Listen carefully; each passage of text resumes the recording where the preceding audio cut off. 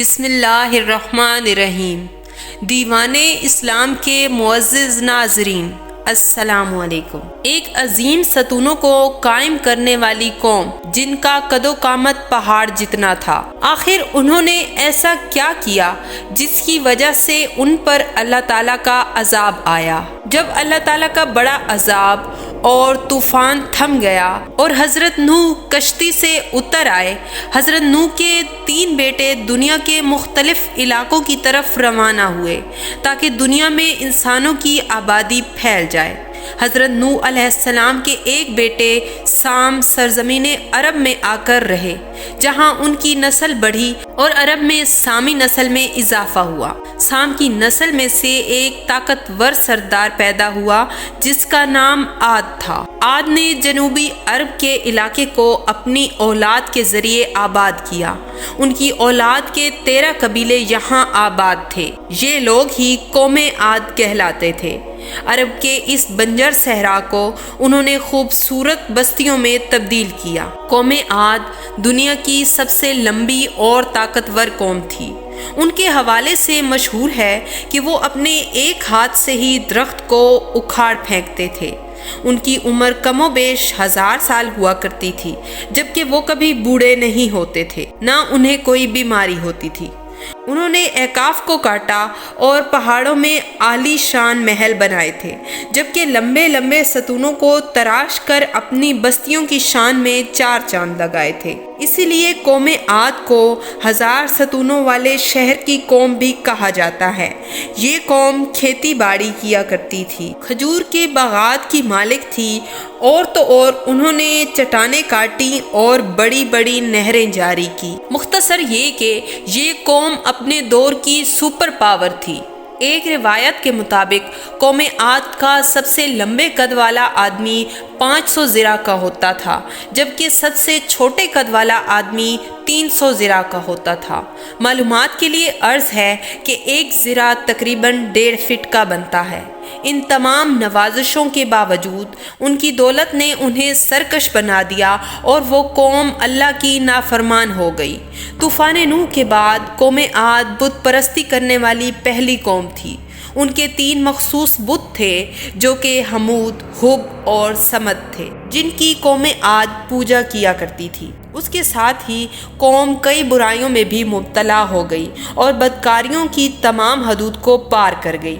اسی لیے اللہ تعالیٰ نے قوم عاد میں سے ہی ایک نیک بندے جن کا نام ہود علیہ السلام تھا کو نبوت سے نوازا تاکہ قوم عاد کی اصلاح ہو سکے۔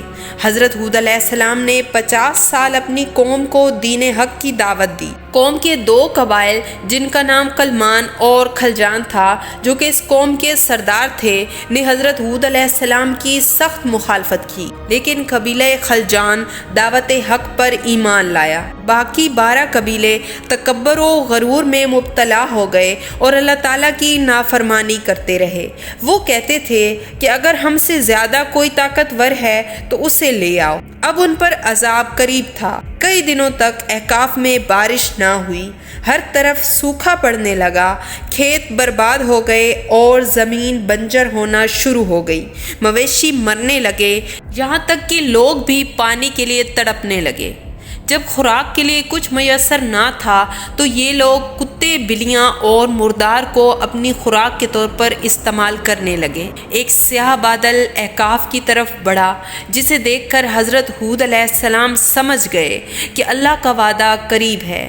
اسی لیے وہ اپنے ماننے والوں کو ساتھ لے کر خطیرہ نامی بستی کی طرف چلے گئے۔ اب اعکاف میں عذاب کی ابتدا ہو گئی تھی۔ وہ کالے بادل مزید سیاہ ہو گئے اور طوفان شروع ہو گیا۔ ایک تیز آندھی چلنے لگی جس نے سب کو خوف زدہ کر دیا۔ اس طوفان نے احقاف کے محلوں اور بڑے بڑے ستونوں کو زمین بوس کر دیا۔ قوم عاد کے قد آور افراد تنکے کی طرح ہوا میں اڑنے لگے۔ یہ تیز آندھی کی ہوا آگ کے گولوں کی طرح لوگوں کو گھروں سے اڑا کر باہر نکالتی۔ تیز آندھی کا یہ طوفان 7 راتیں اور 8 دن مسلسل چلتا رہا۔ اب احقاف کا سرسبز اور آباد علاقہ صحرا اور بنجر زمین میں بدل چکا تھا۔ وہ علاقہ اس طرح تباہ و برباد ہوا کہ ہزاروں سال تک ان کا نام بھی تاریخ سے مٹ گیا اور لوگ اسے ایک کہانی سمجھنے لگے۔ لیکن ہزاروں سال بعد قرآن پاک میں اس قوم کی تاریخ کو دہرایا گیا۔ احقاف کی بات کی جائے تو وہ علاقہ آج یمن اور عمان کے علاقوں میں 2.5 لاکھ اسکوائر میل پر پھیلا ہوا ہے۔ یہ علاقہ سنسان اور وحشت و ویرانی کے سوا کچھ بھی نہیں ہے۔ اسی وحشت کی وجہ سے اسے حضر موت کہا جاتا ہے۔ کوئی انسان اس علاقے کے قریب جانا بھی پسند نہیں کرتا۔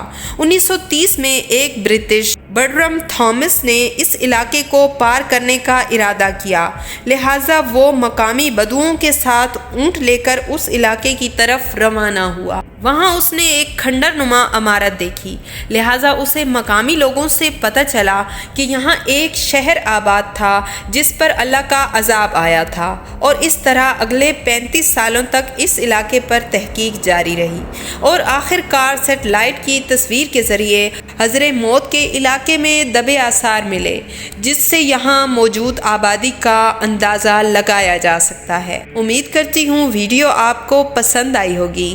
اگر پسند آئی ہے تو اسے لائک، چینل کو سبسکرائب اور شیئر ضرور کیجیے گا۔ اس کے ساتھ مجھے دیجیے اجازت۔ اللہ آپ کا حامی و ناصر ہو۔